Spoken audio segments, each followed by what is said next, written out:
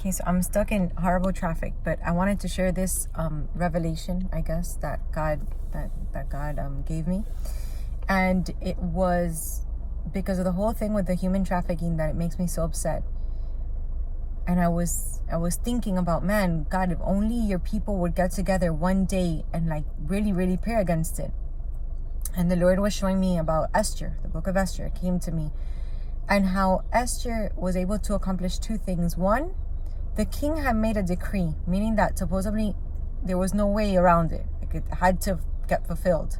And yet, it didn't. And two, she saved a whole generation of Israelis. A whole generation.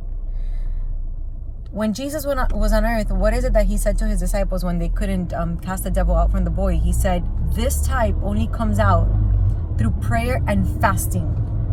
So there's a type of situation, there's a type of thing that you deal with, a type of test or a type of attack that will only be won to say with fasting. And it's God already obtained the victory, but he says, these are the tools, the arms that I give you so that you can take hold of it. And one of them is fasting. And what God showed me is that while there's a lot of attacks that are like bullets, you're attacking the enemy, you're coming back.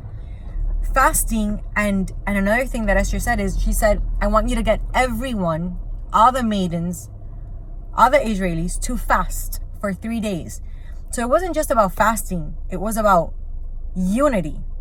So here we see fasting and we see unity.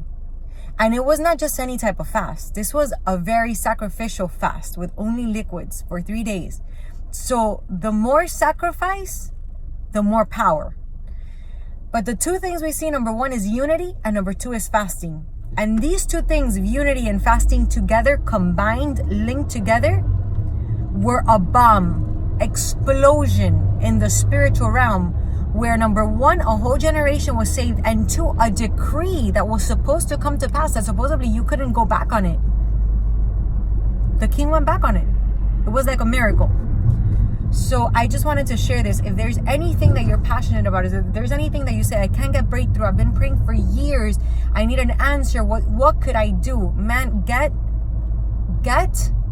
people that are as passionate as you and that love God as much as you do, and that will commit and say, you know what, I'm going to fast with you together in one accord for this many days, only liquids or whatever God puts in your heart, and pray for that thing until that falls down.